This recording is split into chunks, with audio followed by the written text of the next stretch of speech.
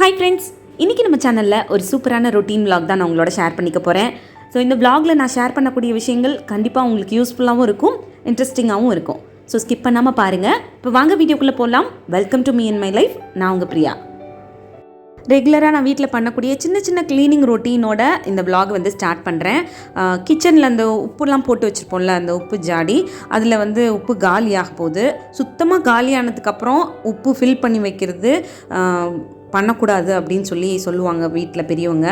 அதனால அந்த உப்பு கொஞ்சமாக இருக்கும்போதே அதை தனியாக ஒரு பாத்திரத்தில் மாற்றி வச்சுட்டு அதை க்ளீன் பண்ணி வச்சிடலாம் அப்படின்னு சொல்லிட்டு க்ளீன் பண்ணி வச்சிட்ருக்கேன். ப்ளஸ் வந்து லாஸ்ட் vlogல பார்த்துருப்பீங்க, இந்த மண்ணிலே பண்ண வாட்டர் பாட்டில் ஒன்று ரோடோரங்களில் இருக்க அந்த மண்பானை கடையிலேருந்து பர்ச்சேஸ் பண்ணியிருப்பேன். ஸோ அந்த வாட்டர் பாட்டில் பார்த்திங்கன்னா ரொம்ப அழகாக இருக்குது. நான் உங்களுக்கு இப்போ காட்டுறேன். அது 1 லிட்டர் வாட்டர் பாட்டில் தான். ஸோ இந்த சம்மருக்கெல்லாம் வந்து பார்த்திங்கன்னா நம்ம தண்ணி அதில் ஃபில் பண்ணி வச்சு எடுத்துக்கலாம். பொதுவாகவே மண் பாத்திரத்தில் தண்ணி ஃபில் பண்ணி வச்சு குடிக்கிறது உடம்புக்குமே ரொம்ப நல்லது. ஸோ அதனால் இந்த ஒரு வாட்டர் பாட்டில் வந்து வாங்கிட்டு வந்தேன். அதை வந்து நம்ம யூஸ் பண்ணுறதுக்கு முன்னாடி ஒரு 2-3 நாள் தண்ணியில் போட்டு வச்சுருக்கணும் அப்படின்னு சொன்னாங்க. அந்த மண் வாசனையெல்லாம் இல்லாமல் நம்ம யூஸ் பண்ணுறதுக்கு அது ரெடி ஆகிடும். அதனால வந்து இந்த மாதிரி ஒரு கண்டெய்னர் தான் என்கிட்ட இந்த லென்த்தில் இருந்துச்சு. ஸோ அதில் தண்ணி ஃபில் பண்ணி இதில் போட்டு வச்சுருக்கேன். ஏன்னா இந்த அளவுக்கு சில்வர் பாத்திரம் என்கிட்ட இல்லை. ஸோ இதில் போட்டு வச்சுருக்கேன். ஒரு 2-3 நாள் ஆனதுக்கப்புறம் அதை எடுத்து நான் யூஸ் பண்ணும்போது உங்களுக்கு காட்டுறேன். அதோட டேஸ்ட்லாம் எப்படி இருக்குது அப்படின்னு நான் கண்டிப்பாக உங்களோட ஷேர் பண்ணிக்கிறேன். அப்படியே என்னோட அடுத்தடுத்து வேலைகளை பார்த்துக்கிட்டே இன்றைக்கான டாபிக் உள்ளே போயிடலாம். நமக்கே தெரியாமல் ஒரு சில விஷயங்களில் நம்ம தேவையில்லாத செலவுகள் வந்து பண்ணிகிட்ருக்கோம். அது என்ன மாதிரியான விஷயங்கள், அதெல்லாம் எப்படி அவாய்ட் பண்ணலாம், அது மூலமாக நம்ம பணத்தை எப்படி சேவ் பண்ணிக்கலாம் அப்படின்றத பற்றி இந்த வீடியோவில் நான் உங்களோட ஷேர் பண்ணிக்க போகிறேன். ஸோ கண்டிப்பாக இதில் நான் ஷேர் பண்ணக்கூடிய விஷயங்கள் உங்களுக்கு ஹெல்ப்ஃபுல்லாக இருக்கும். ஸோ வீடியோ வந்து ப்ளீஸ் ஸ்கிப் பண்ணாமல் பாருங்கள். இந்த வீடியோ நீங்கள் பார்த்துட்டு இருக்கும்போதோ இல்லை பார்த்து முடிக்கும் போதோ இதில் இருக்க கண்டென்ட் உங்களுக்கு பிடிச்சிருந்துச்சி அப்படின்னா மறக்காமல் அந்த வீடியோ கீழே இருக்க லைக் பட்டனை கிளிக் பண்ணிக்கோங்க.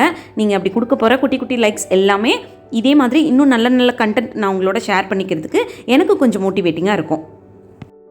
நம்ம டே டு டே லைஃப்பில் நிறைய செலவுகள் வந்து நம்ம வீட்டுக்காக பண்ணுறோம், நமக்காக பண்ணிக்கிறோம். அதில் வந்து முக்கியமாக ஒரு செலவு அப்படின்னு பார்த்தீங்கன்னா வீட்டில் ஷாப்பிங் அப்படின்ற ஒரு விஷயத்துக்கு பண்ணுவோம். இந்த ஷாப்பிங் அப்படின்ற விஷயம் நம்ம சின்ன பிள்ளைங்களாம் அந்த பேர்லாம் பார்த்தீங்கன்னா தீபாவளி, பொங்கல் இல்லை பர்த்டே வருது, அந்த மாதிரி டைமில் தான் கொஞ்சம் நிறைய வீட்டில் வந்து பர்ச்சேஸ் பண்ணுற வேலையெல்லாம் நடக்கும். பட் இப்போ வந்து எல்லா நாளும் தீபாவளி மாதிரி, எல்லா நாளும் பொங்கல் மாதிரி, நமக்கு எப்போல்லாம் ஆன்லைனில் ஏதாவது ஒன்று பார்க்குறோமோ அப்போல்லாம் ஆர்டர் போட்டு வாங்கிடுறோம். இல்லை எங்கேயாவது நம்ம ஒரு ஷாப்பிங் மால் போகும்போதோ இல்லை ஒரு சூப்பர் மார்க்கெட் போகும்போதோ ஏதோ வீட்டுக்கு தேவை அப்படின்னா டக்குன்னு பர்ச்சேஸ் பண்ணிட்டு வந்துடும்.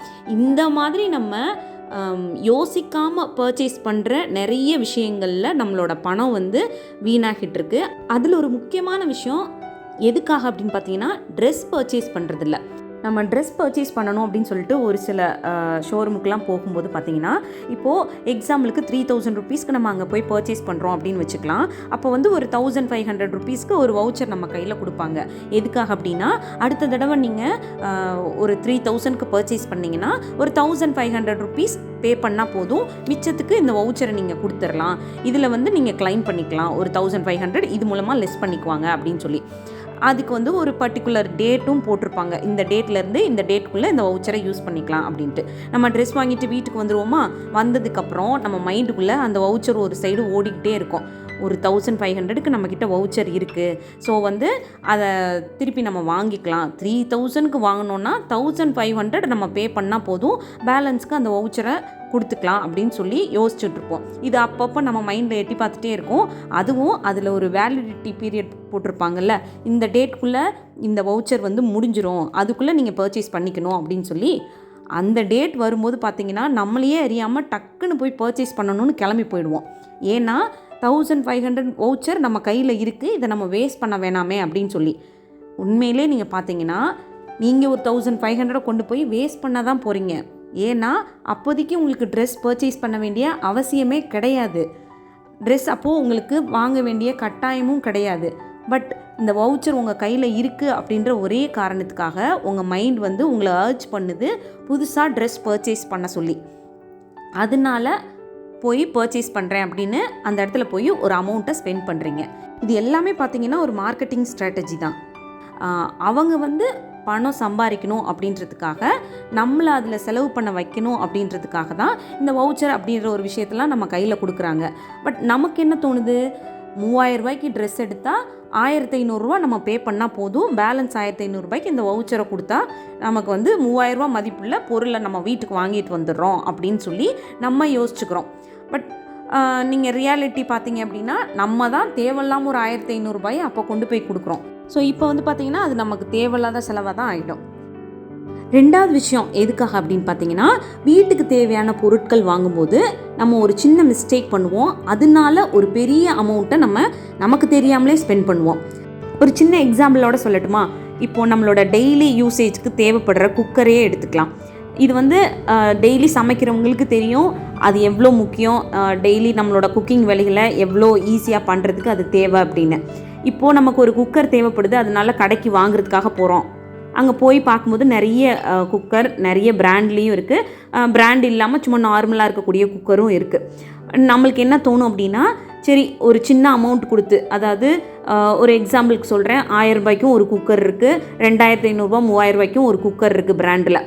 இப்போ நீங்கள் என்ன நினைப்பீங்கன்னா, சரி அந்த எதுக்கு ஒரு 3000 ரூபா போட்டு பிராண்டில் போய் ஒரு குக்கரை வாங்காட்டி என்ன, 1000 ரூபாய்க்கு இப்போதைக்கு டைம் பீயிங்காக நம்ம இதை வாங்கிட்டு போவோம், அதுக்கப்புறம் பார்த்துக்கலாம் அப்படின்னு சொல்லிட்டு ஒரு குக்கரை வாங்கிட்டு வருவீங்க. அது பார்த்தீங்கன்னா ஒரு 6 மாதத்துலையோ 7 மாதத்துலையோ அதில் சின்ன சின்ன பிரச்சனைகளாக வந்து அந்த குக்கரை வந்து நீங்கள் யூஸ் பண்ண முடியாத நிலைமைக்கு போயிடும். திரும்பவும் நீங்கள் புது குக்கர் வாங்குற மாதிரியான சூழ்நிலை வரும். அகெயின் அதே மிஸ்டேக்கு தான் நம்ம பண்ணுவோம். போயிட்டு இன்னொரு 1000 ரூபாயோ 1500 ரூபாயோ கொடுத்து இன்னொரு குக்கரை வாங்கிட்டு வருவோம். அது அடுத்து ஒரு 6 மாதத்துக்கோ 1 வருஷத்துக்கோ யூஸ் பண்ணுவோம். அதுக்குள்ளே அதில் ஏதாவது பிரச்சனை வந்து தூக்கி போட்டுருவோம். ஸோ இதே மாதிரி ஒரே ஒரு பொருளுக்காக சின்ன சின்ன அமௌண்ட்டாகவும் ஒரு பெரிய அமௌண்ட்டை நம்ம தேவையில்லாமல் செலவு பண்ணியிருப்போம். அதுக்கு பதிலாக நல்ல குவாலிட்டியான ப்ராடக்டில் கொஞ்சம் பணம் எக்ஸ்ட்ரா ஸ்பெண்ட் பண்ணாலும் பரவாயில்ல அப்படின்னு சொல்லி ஒரு நல்ல பொருளில் இன்வெஸ்ட் பண்ணி அதை நம்ம யூஸ் பண்ண ஆரம்பித்தோம் அப்படின்னா, நம்ம அந்த பொருளுக்காக கொடுத்த அமௌண்ட்டில் ஒரு சாட்டிஸ்ஃபேக்ஷனும் இருக்கும். ப்ளஸ் அந்த பொருள் ரொம்ப நாள் உழைக்கும் போது நமக்கு அதை திரும்ப திரும்ப வாங்க வேண்டிய அவசியமும் அங்கே இல்லாமல் இருக்கும். திருப்பி திருப்பி ஒரே பொருளுக்கு சின்ன சின்ன அமௌண்ட்டாக ஸ்பெண்ட் பண்ண ஆரம்பித்தோம் அப்படின்னா, அதுவே ஒரு பெரிய பணமாக நமக்கு தேவையில்லாமல் செலவாகிட்டு இருக்கோம். அது நமக்கு அப்போதைக்கு தெரியாது. இப்படி எப்போவாவது ஒரு டைம் நம்ம யோசிச்சு பார்த்தோம் அப்படின்னா தான் தெரியும், ஆமாம்ல நம்ம ஒரே பொருளுக்கு எவ்வளோ பணம் செலவு பண்ணியிருக்கோம் அப்படின்னு சொல்லி. ஸோ இந்த மாதிரி விஷயங்களையும் கொஞ்சம் கவனிக்கிறது மூலமாக நம்மளோட பணத்தை தேவையில்லாமல் ஸ்பெண்ட் பண்ணுறதை அவாய்ட் பண்ணிக்க முடியும். அது மூலமாக நம்ம பணத்தை சேவ் பண்ணிக்கவும் முடியும். இதே மாதிரி மணி சேவிங்ஸ் பற்றின கண்டினியூஷன் வீடியோ வந்து அடுத்த vlogல வரும். ஸோ அதை மிஸ் பண்ணாமல் பாருங்கள். அதில் இன்னும் டீட்டெயில்டாக நிறைய டிப்ஸ் வந்து கவர் பண்ணியிருக்கேன். இந்த வீடியோ இதோட முடியுது. இந்த வீடியோவில் நான் ஷேர் பண்ணியிருக்கக்கூடிய விஷயங்கள் உங்களுக்கு பிடிச்சிருந்து அப்படின்னா மறக்காமல் லைக் பண்ணுங்கள். இன்னும் சேனலை சப்ஸ்கிரைப் பண்ணலைன்னா ப்ளீஸ் சப்ஸ்கிரைப் பண்ணிக்கோங்க. தேங்க்யூ.